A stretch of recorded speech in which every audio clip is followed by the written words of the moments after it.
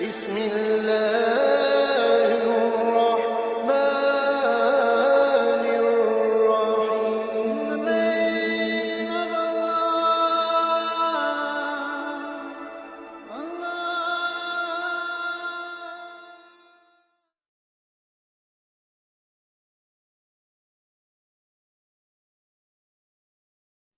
أيها الذين آمنوا أطيعوا الله ورسوله ولا تولوا عنه وأنتم تسمعون. یہاں سے ترغیبات شروع ہو رہے ہیں جہاد کے طرف، اور اس کے اندر خطابات جو ہے وہ مومنین سے ہے. یا ایھا الذین آمنو، اے ایمان والو، اطیعوا اللہ، اللہ کی اطاعت کرو، اللہ کا حکم مانو، ورسولہ، اور اللہ کے رسول کا حکم مانو. ولا تولوا عنہ، اور مت منہ پھیرو اس سے. دیکھیں انہو کے اندر ضمیر مفرد کی ہے، واحد کی ہے، اس لیے کہ اللہ اور رسول کی اطاعت ایک ہے. جو اللہ نے کہا، حکم دیا، وحی کی، وہی بات رسول نے لوگوں تک پہنچائی.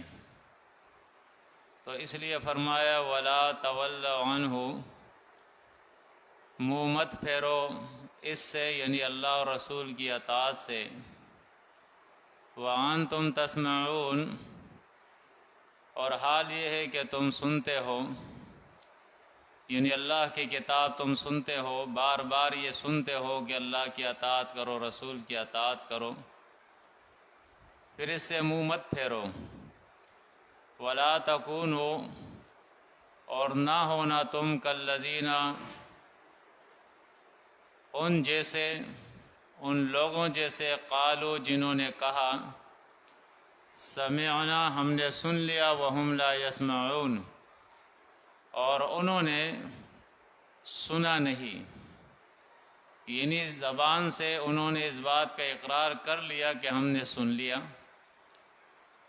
حقیقت یہ ہے کہ انہوں نے ابھی سنا نہیں. سننے سے مراد یہ ہے کہ انہوں نے قبول نہیں کیا، اور انہوں نے جس طرح سننا چاہیے اس طریقے سے سنا نہیں، یعنی اس کے اوپر عمل نہیں کیا. کیونکہ قرآن مجید ایک ایسی کتاب ہے کہ اللہ فرماتا ہے کہ یہ کتاب جو سنے گا، انما یستجیب الذین یسمعون، بے شک قبول وہی لوگ کریں گے جو اس کتاب کو سنیں گے. اور سننا بھی اس طریقے سے ہے، نصیحت وہ لوگ لیں گے جیسے قرآن مجید سورہ قاف آیت نمبر 37 کے اندر اللہ بیان فرماتا ہے ان فی ذالک لذکرا، بے شک اس کے اندر ذکر ہے، نصیحت ہے. ان لوگوں کے لیے ذکر ہے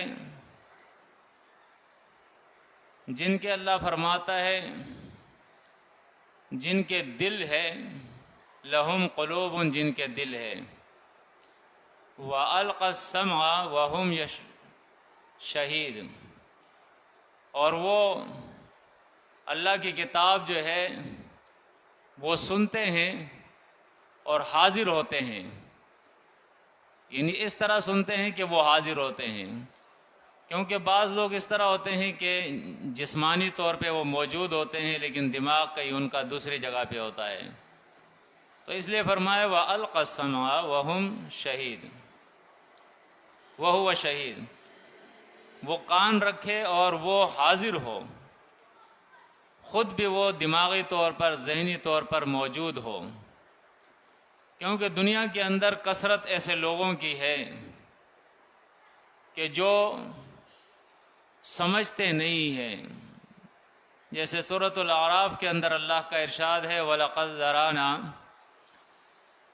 لِجَهَنَّمَ كَثِيرًا مِنَ الْجِنِّ وَالْإِنسِ، ہم نے کثرت سے انسان اور جن جو ہے وہ جہنم کے لیے پیدا کیے ہیں۔ لہم قلوب لا یفقہون بہا، فرمایا ان کے دل ہے لیکن اس دل سے یہ تفقہ حاصل نہیں کرتے، سمجھتے نہیں اللہ کی کتاب کو، اللہ کے دین کو۔ وَلَهُمْ أَعْيُنٌ لَا يُبْصِرُونَ بِهَا، ان کے آنکھیں ہیں لیکن یہ اس سے دیکھتے نہیں۔ وَلَهُمْ آذَانٌ لَا يَسْمَعُونَ بِهَا، ان کے کان ہیں لیکن ان کانوں سے یہ سنتے نہیں۔ أُولَئِكَ كَالْأَنْعَامِ، فرمایا اولئک کالانعام، یہ چوپاؤں کی طرح ہے، جانوروں کی طرح ہے۔ بل ہم اضل، بلکہ چوپاؤں سے زیادہ بھٹکے ہوئے ہیں۔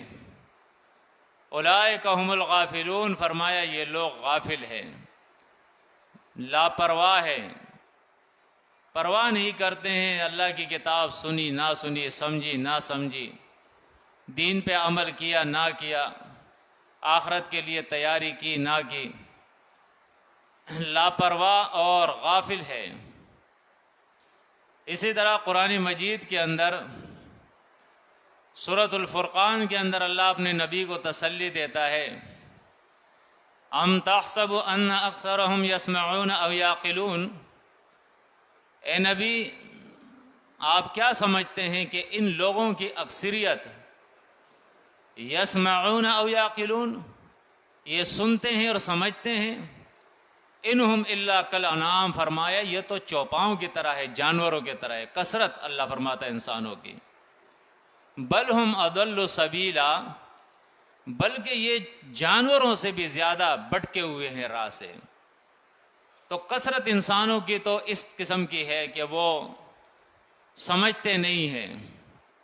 اس لیے اللہ فرماتا ہے ان شر الدواب، بے شک بدترین جانوروں کے اندر، جاندار لوگوں کے اندر، جاندار مخلوق کے اندر، یعنی بدتر مخلوق کے اندر، عند اللہ، اللہ کے نزدیک، الصم، وہ لوگ ہیں جو بہرے ہیں، البکم، وہ لوگ ہیں جو گنگے ہیں، الذین، وہ لوگ لا یعقلون، جو نہیں سمجھتے ہیں۔ یعنی جن لوگوں کے اندر یہ تین صفات ہو، ایک یہ کہ وہ دین کی بات نہیں سمجھتے ہیں، دین کی بات ان کے سمجھ میں نہیں آتی ہے، دنیا کا کوئی بھی فن ہو، پیسے کمانے کا، عہدہ اور منصب حاصل کرنے کا، نام اور شہرت اور عزت کمانے کا، وہ سارے فن ان کو آتے ہیں، لیکن جہاں دین کی بات آئیں گی یہ اندھے بہرے گنگے بن جائیں گے۔ فرمایا یہ بہرے ہیں، گنگے ہیں، نہیں سمجھتے ہیں، اور ایسے لوگ اللہ کے نزدیک تمام انسانوں، تمام مخلوقات کے اندر بدتر ہے۔ اگر کسی کی نزدیک کتا بدتر ہے تو اللہ فرماتا ہے کتے سے بھی یہ بدتر ہے، اگر خنزیر بدتر ہے تو خنزیر سے بھی یہ بدتر ہے، اگر گدھا بدتر ہے تو گدھے سے بھی یہ بدتر ہے۔ یعنی اللہ نے فرمایا کہ تمام مخلوقات کے اندر بدتر لوگ وہ ہیں جو اللہ کی کتاب کانوں سے سنتے نہیں، لا یستطیعون السمع، وہ سننے کی استطاعت اور طاقت ہی نہیں رکھتے ہیں، اور زبان سے اللہ کے دین کی بات کسی سے کرتے نہیں ہیں، ہزاروں باتیں کریں گے لیکن جہاں دین کی بات آئیں گی یہ گنگے بن جائیں گے، ہزاروں چیزوں کو یہ سمجھیں گے لیکن جہاں قرآن سمجھنے کی بات آئے گی اس وقت جو ہے یہ ناسمجھ بن جائیں گے۔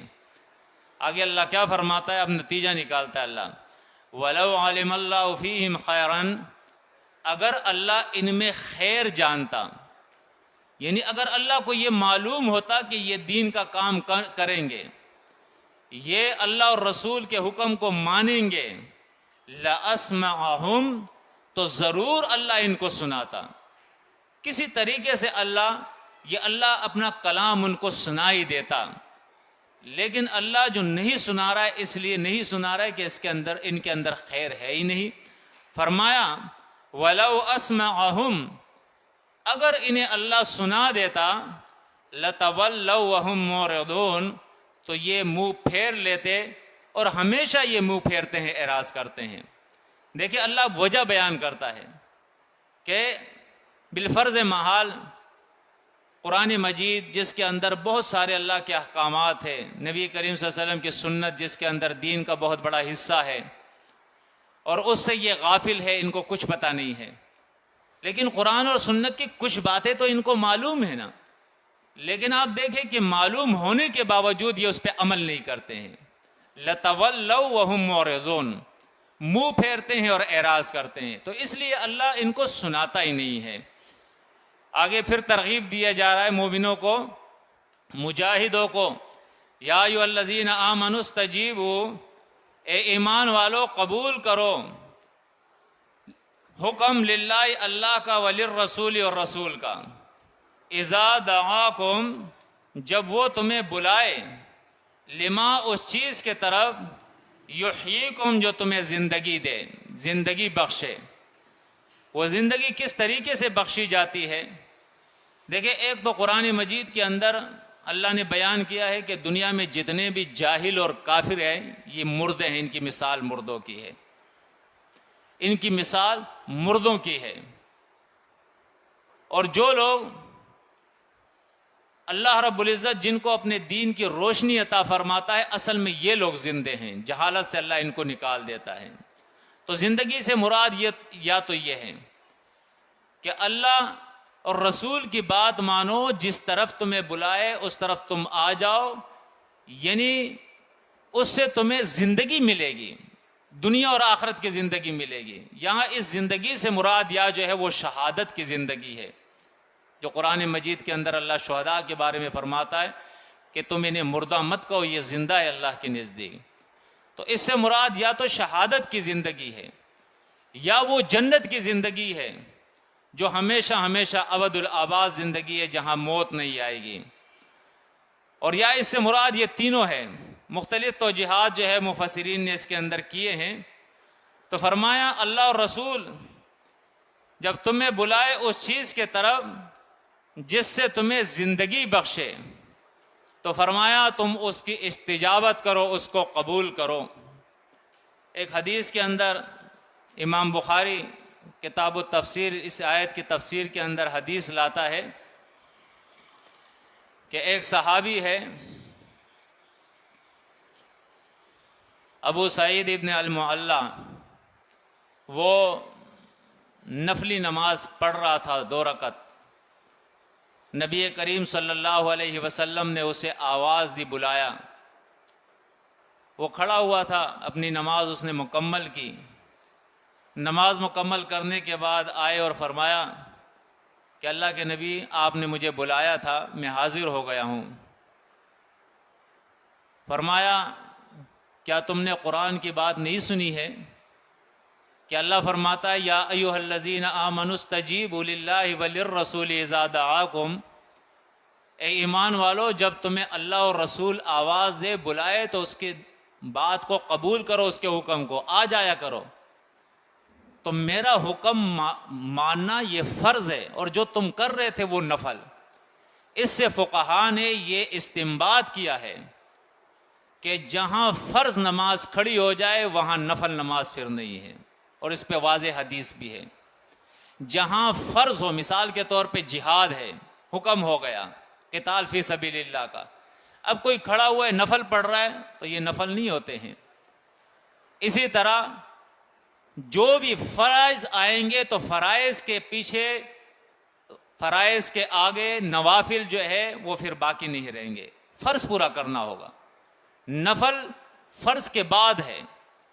تو بیان فرمایا وَعْلَمُوا، اور سمجھ لو، جان لو، ان اللہ، بے شک اللہ، یحول بین المرء وقلبہ، بے شک اللہ حائل ہوتا ہے آدمی اور اس کے دل کے درمیان، وَأَنَّهُ إِلَيْهِ تُحْشَرُونَ، اور اسی کے طرف تمہیں جمع کیا جائے گا۔ یحول بین المرء وقلبہ کے بھی توجیہات ہے، اس میں سے ایک توجیہ تو یہ ہے جس طرح قرآن کے اندر اللہ بیان فرماتا ہے وَلَقَدْ خَلَقْنَا الْإِنسَانَ وَنَعْلَمُ مَا تُوَسْوِسُ بِهِ نَفْسُهُ، کہ ہم نے انسان کو پیدا کیا اور ہم جانتے ہیں جو اس کے دل میں آتا ہے. تو یعنی انسان کے دل میں جو خواہش آتی ہے، خیال آتا ہے، گمان آتا ہے، نیت ہوتی ہے، ارادہ ہوتا ہے، تو ابھی انسان اس کے دل میں یہ بات آئی نہیں ہوتی ہے کہ اللہ پہلے اس کو جانتا ہے. یعنی انسان سے پہلے جانتا ہے اللہ اس کے ارادے کو، اس کی نیت کو، اس کی خواہش کو. ایک تو یہ معنی ہے. دوسرا معنی اس کا یہ ہے کہ اللہ رب العزت اپنے بندوں کے ساتھ اس کی نیت کے مطابق جو ہے معاملہ کرتا ہے. جس شخص کے اندر اخلاص ہوتا ہے، تو ایک تفسیر، ایک توجیہ یہ پیش کی مفسرین نے کہ جس شخص کے اندر اخلاص ہوگا، جس طرح یوسف علیہ السلام کے اندر اخلاص تھا، جب اسے گناہ کی دعوت دی گئی تو بیچ میں اللہ حائل ہو گیا اور برہان اس کے سامنے آ گئی، دلیل، اور وہ گناہ سے بچ گیا. وہ شخص جس کے اندر اخلاص نہیں ہوگا، وہ مخلص نہیں ہوگا، تو وہ جب نیکی کی طرف بڑھے گا تو اللہ بیچ میں آ جائے گا. نیکی کی طرف وہ نہیں جا سکے گا، اس لیے کہ اس کی نیت ہی خراب ہے، اس کے اندر اخلاص ہی نہیں ہے. تو ایسے لوگوں کو اللہ نیکی کی توفیق ہی نہیں دیتا ہے، درمیان میں حائل ہو جاتا ہے، پردہ حائل کر دیتا ہے اللہ رب العزت. تو اس لیے دوسری بات جو اللہ نے بتائی وہ یہ ہے، وَإِلَيْهِ تُحْشَرُونَ. دیکھو تمہارا جمع ہونا اللہ ہی کے طرف ہے. اگر نہیں سدھرو گے، اپنے اندر اخلاص نہیں پیدا کرو گے، اللہ اور اس کے رسول کا حکم نہیں مانو گے، تو جانا کہیں اور نہیں ہے، تمہیں جانا اللہ کی بارگاہ میں، اس کی عدالت میں تمہیں کھڑا ہونا ہے. یہ لباس بھی تمہارے جسم پہ نہیں ہوگا، ننگے ہوں گے تم.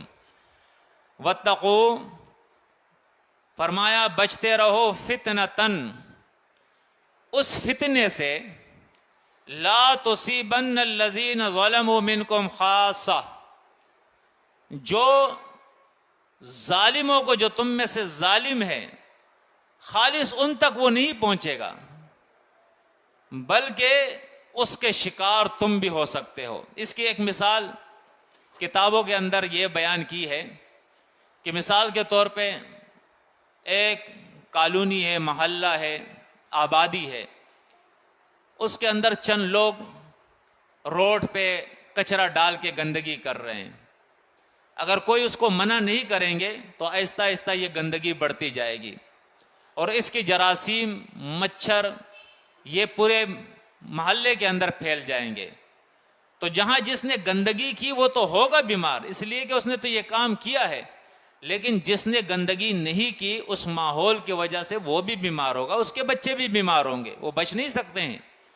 اسی طرح معاشرے کے اندر جو جو برائیاں پھیل رہی ہے، ان برائیوں کا انسداد کرنا ہوگا، ان برائیوں کو روکنا ہوگا، اس کا سدباب کرنا ہوگا.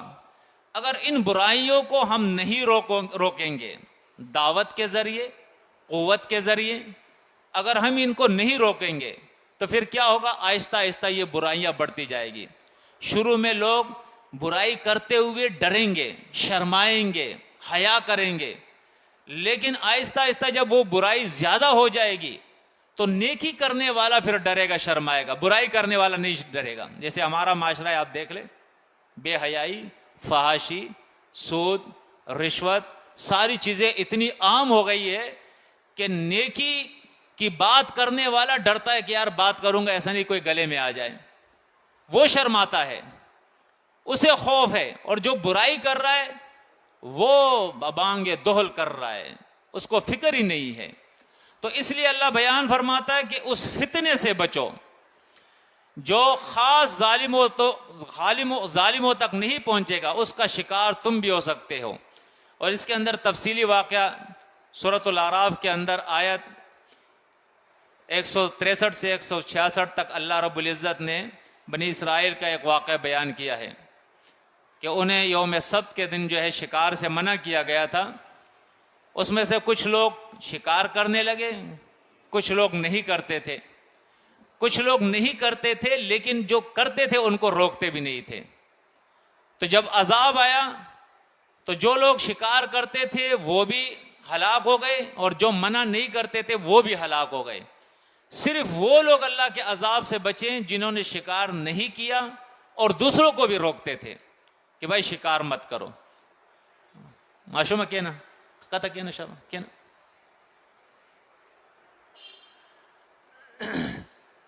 تو قرآن مجید ترغیب دے رہا ہے مومنوں کو کہ اے ایمان والو، ایک تو اللہ اور رسول کا حکم مانو، دوسرا جہاد کرو، تبلیغ کرو، اسلام کو زندہ کرو، ورنہ اگر یہ کام نہیں کرو گے تو تمہارا معاشرہ تباہ ہو جائے گا اور ظالموں کے ساتھ تم بھی اس دلدل کے اندر پھنس جاؤ گے.